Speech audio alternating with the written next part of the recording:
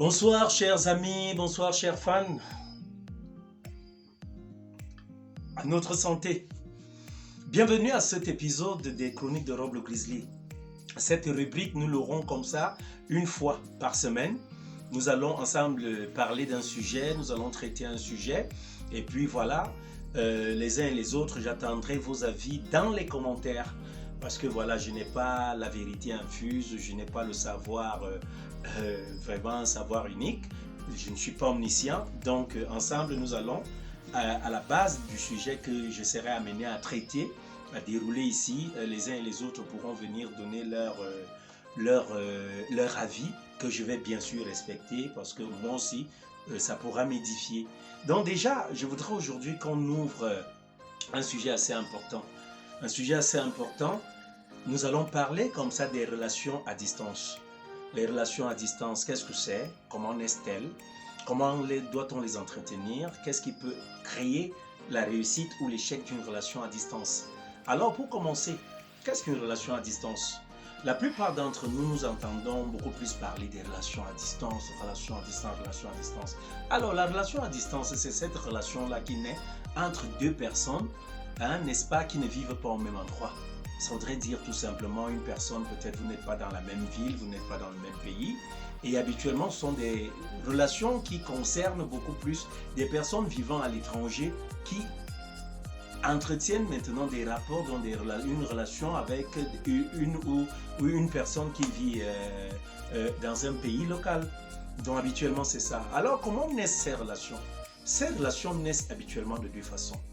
Habituellement, ça ne voudrait pas dire qu'il n'y a pas d'autres façons, mais les façons vraiment les plus connues, c'est habituellement peut-être lors de la descente au pays d'une personne qui vit à l'étranger, ou alors lors d'un congé d'une personne qui vit dans un pays local, qui se déplace et qui s'en va aussi à l'étranger, passer ses congés, habituellement donc derrière des amis, peut-être dans une petite manifestation, un événement quelconque, une fête, voilà, les personnes se retrouvent donc en train, voilà, ils ont du béguin l'un pour l'autre et voilà, ils commencent, une idylle naît. Et voilà, il faut entretenir cette idylle-là parce que n'étant pas ensemble, ne vivant pas au même endroit, on se dit voilà, j'ai trouvé sûrement mon âme sœur quelque part. Mais on ne devient pas seulement l'âme sœur tout de suite. Pourquoi? Parce qu'il faudrait, à la base de beaucoup de jours, de beaucoup de mois, peut-être même des années, lutter. Quand je dis ici lutter, c'est pas qu'on va se mettre à donner des coups de poing, mais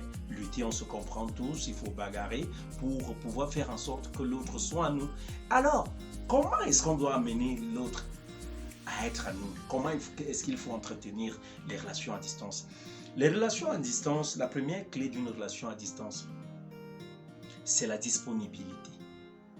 Il faut pouvoir se rendre disponible. Pourquoi? Parce que habituellement, au pays, quand les gens sont au pays, dans un pays local, je veux dire, et d'autres à l'étranger, les modes de vie ne sont pas communs.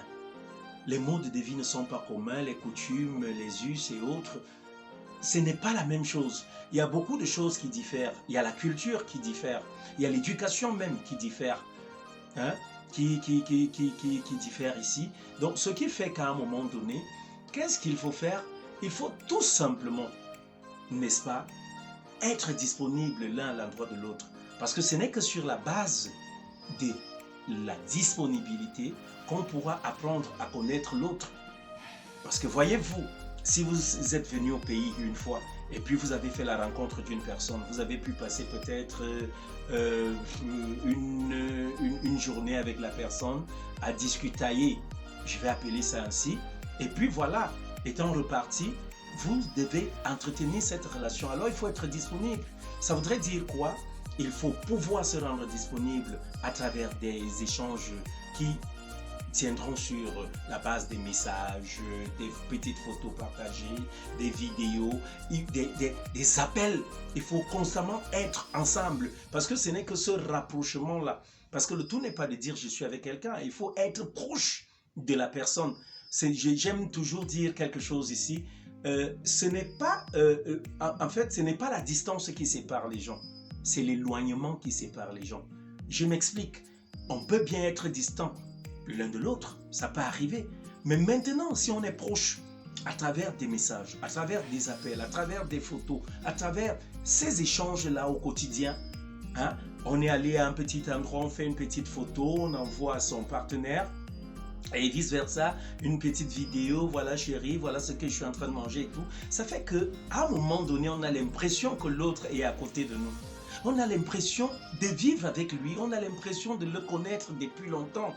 Mais si on s'assoit et on n'est pas disponible, à chaque fois que l'autre veut nous avoir, l'autre veut être avec nous, on n'a jamais du temps pour la personne.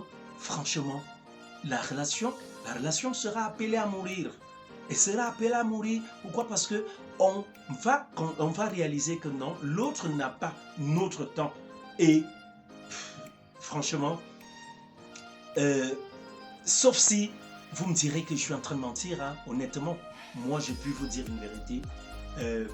La plus grande chose dans la vie qu'un être humain puisse ne pas désirer, c'est l'ignorance. Parce que vous aurez comme ça l'impression d'être ignoré par l'autre. Et ça va tuer beaucoup de choses en vous. Vous allez vous dire non, mais moi je m'adonne pour cette relation et tout, mais lui n'est jamais là, ou alors elle n'est jamais là, et puis la relation va mourir. Donc il y a d'abord le facteur disponibilité. Il faut être disponible. Deuxième chose, on peut être disponible, mais maintenant il faut être honnête. Dans l'honnêteté, la sincérité, la vérité. Il faut que ces trois mots puissent habiter l'un et l'autre. L'honnêteté, la vérité. L'honnêteté, il faut être honnête, sincère, véridique. Donc, véridique. Il ne faudrait pas que, sur la base peut-être de la création d'une relation ou alors de l'entretien d'une relation, qu'on découvre que l'autre a eu, n'est-ce pas, à nous faire des mensonges, à nous dire des mensonges. C'est pour ça qu'il faut être honnête dès le départ. Parce qu'une relation qui tiendra, qui aura pour base l'honnêteté, la sincérité, la vérité, elle ne pourra pas mourir. Elle ne pourra pas mourir. Troisième chose, il faut éviter d'être cachotier. Il faut savoir s'ouvrir à l'autre. S'ouvrir à l'autre, ça voudrait dire quoi? Ouvrir son petit univers à l'autre. Ça voudrait dire, si on est assis, si on a autour de soi des enfants, si on a autour de soi une famille, si on a autour de soi, si on a une maison et tout, il faut commencer par là. On va crescendo. On ira crescendo. Ça voudrait dire, on commence, il faut partager. Voilà, chérie, c'est ici que je vis. Alors tu fais quoi? Tu loues? C'est chez toi, c'est quoi? Vous partagez cela. Voilà où je dors. Il ne faut pas avoir honte de ton partenaire. Voilà où je dors.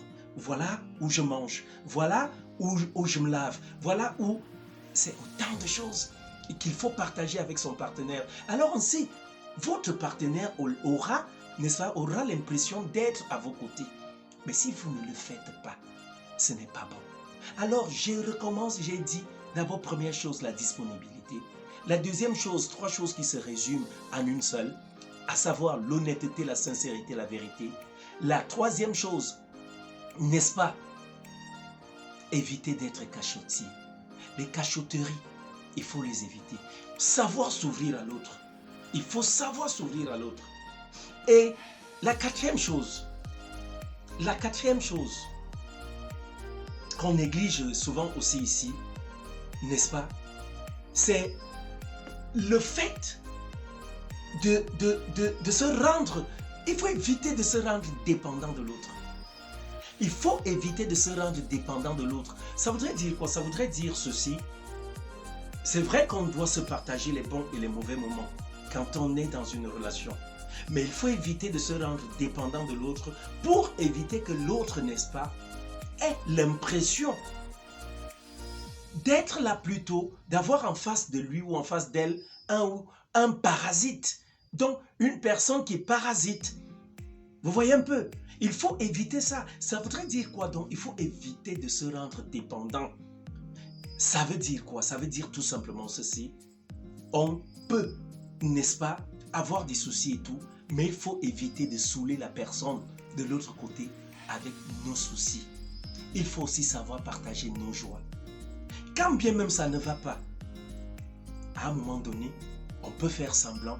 J'ai parlé de la vérité. Vous allez revenir dessus pour me dire, mais est-ce que ce ne serait pas un mensonge? Non, pour protéger l'autre. Parce que vous ne savez pas ce que l'autre a vécu par son passé. Quelqu'un peut se retrouver en face de vous alors que par le passé, il a connu une, deux, trois personnes qui ont eu, n'est-ce pas, à lui causer des torts et tout. Et quand il te revoit, quand tu reviens, tu jettes un premier problème, un deuxième, un troisième, il les résout. À un moment donné, la personne peut s'asseoir et se dire, ben attends, mais est-ce que si je n'ai pas déjà vu ça, n'est-ce pas du copier-coller? Est-ce que par le passé, c'est pas ce que les agissements, ce ne sont pas les agissements de l'autre que l'autre m'apportait ici, hein? Alors, qu'est-ce qu'il faut faire tout simplement? C'est éviter d'être dépendant. Mais cela ne voudrait pas dire qu'on doit s'asseoir et jouer, comme je parlais de l'esprit de mensonge, être véridique. Il ne faudrait pas prendre sur soi une coque qui n'est pas nôtre. Ok? Alors, si tu es un débrouillard, dis carrément à la personne en face, voilà, je suis débrouillard. Hein? Les personnes qui sont à l'étranger ont horreur de cela, de savoir qu'une personne va désormais dépendre d'elle. Ces personnes-là ont horreur de cela. Alors, ce qu'il faut faire ici, c'est quoi? C'est pouvoir, dès le départ, dire à votre âme sœur, tiens voilà, chérie, je ne suis pas bien, je ne suis pas stable. Que d'aller sur la base de que donne-moi toujours ceci, donne-moi toujours cela. Le Chinois a dit que de donner du poisson à quelqu'un. Il serait préférable de lui enseigner la pêche. Parce que quand il saura pêcher, il pourra lui-même attraper du poisson et manger. Alors, ce que vous gagnerez à faire quand vous n'êtes pas stable, avez-vous quelque chose, avez-vous des projets, avez-vous quelque chose qui puisse... Parlez-en avec votre partenaire, dites-lui, voilà, je ne voudrais pas dépendre de vous. Totalement ou alors régulièrement.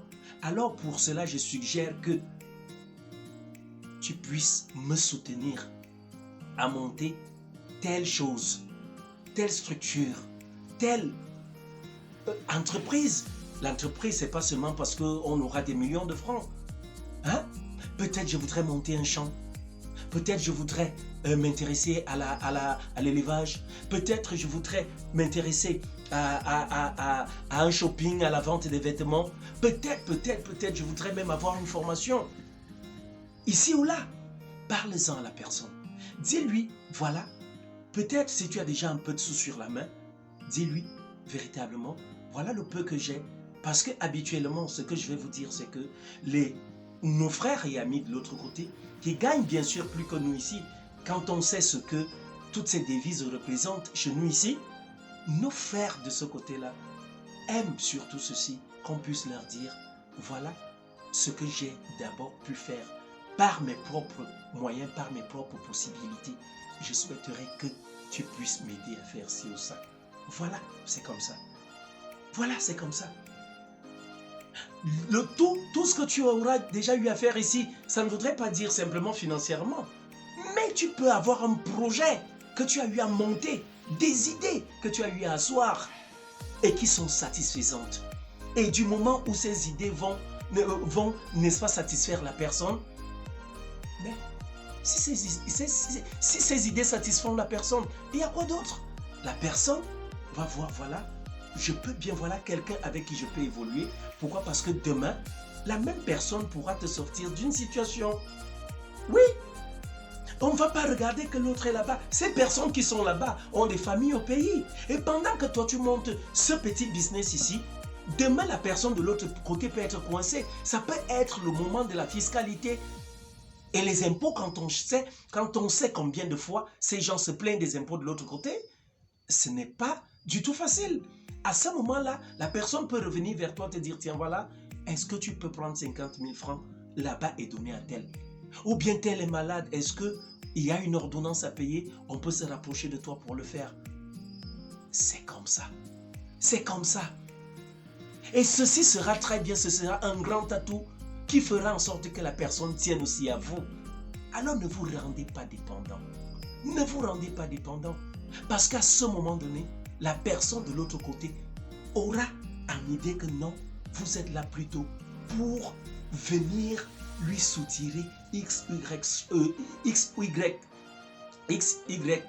excusez-moi le français comme il est, aura tendance à se dire que vous venez lui soutirer X ou Y chose, voilà, et pour filer par la suite. pour prendre la poudre d'escampette. Sûrement comme certains l'ont fait par le passé. Ce n'était pas vous. Mais ça va titiller son esprit. Et vous serez mal vu. Et vous allez voir que la relation, une relation qui est toujours basée sur le « j'ai tel problème, j'ai tel souci, j'ai tel problème, j'ai tel souci », elle finira toujours par mourir.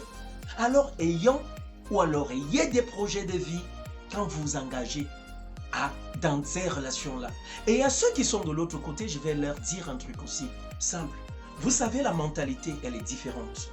Vous partez de ce côté-là et puis vous épousez tout de suite la mentalité occidentale. Vous ne le faites pas exprès.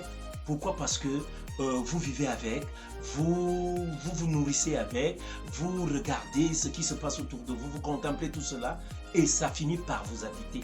Du moment dont ça finit par vous habiter, qu'est-ce que vous devez de faire? Tout simplement, c'est être aussi amené à comprendre que ceux que vous avez laissés ici ont leurs habitudes, ont leur façon de voir la vie. Créez donc le dialogue. Il faut donc créer le dialogue, la communication entre vous pour pouvoir dire « Chérie, je t'aime, je tiens à toi, mais je ne souhaite pas que notre relation soit une relation de sous. » Vous comprenez? Ne leur en voulez pas tout de suite. N'allez pas vous asseoir et penser que non, oh voilà, ils veulent juste nous extorquer de l'argent, ils veulent. Non! Le plus souvent, vous-même vous savez déjà comment la vie au pays elle est.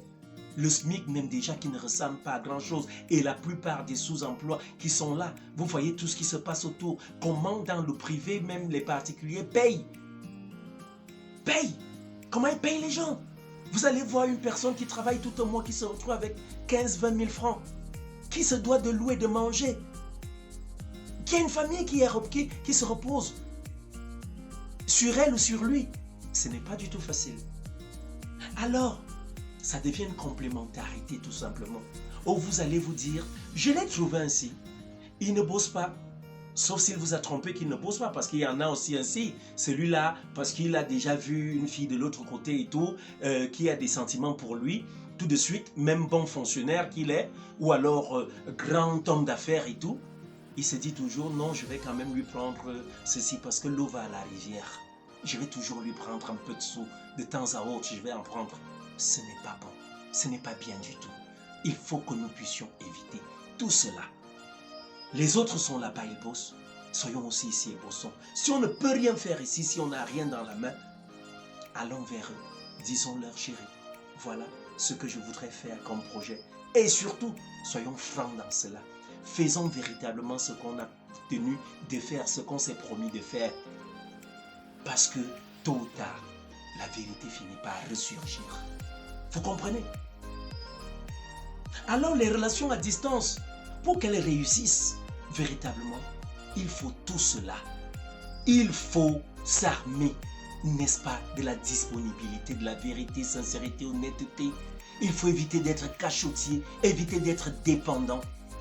Créez toujours un dialogue entre vous, communiquez, beaucoup communiquer. Ok? Beaucoup communiquer.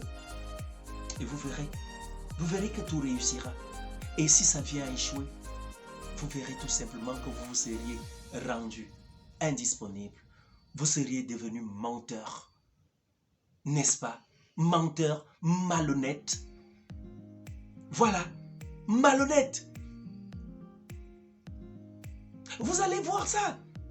Que vous êtes quelqu'un qui passe le temps dans la cachotterie. Et pour finir,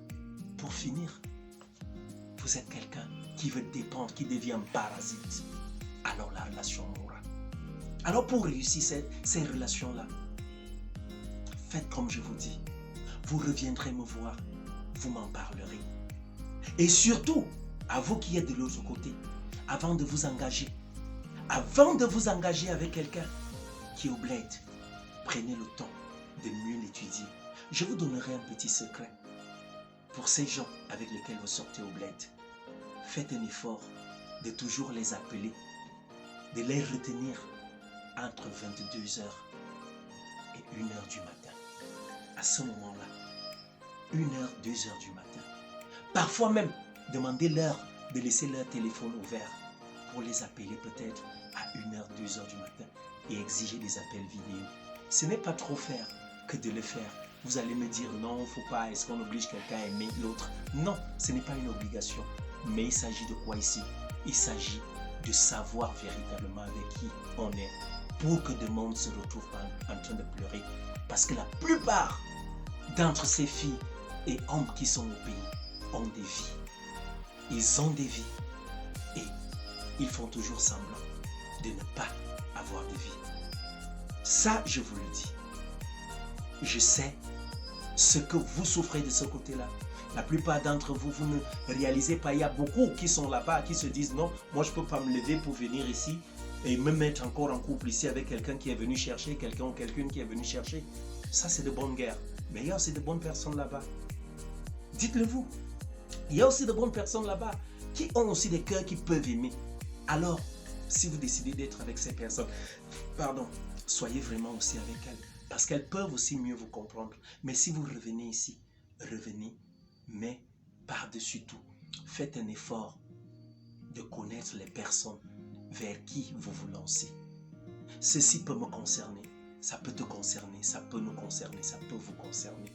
C'est un sujet qui concerne tout le monde. Donc voilà, le peu que j'ai pu faire aujourd'hui, que dire d'autre? Juste savourer ce verre de vin avec vous. Et voilà. À la prochaine, je vous aime.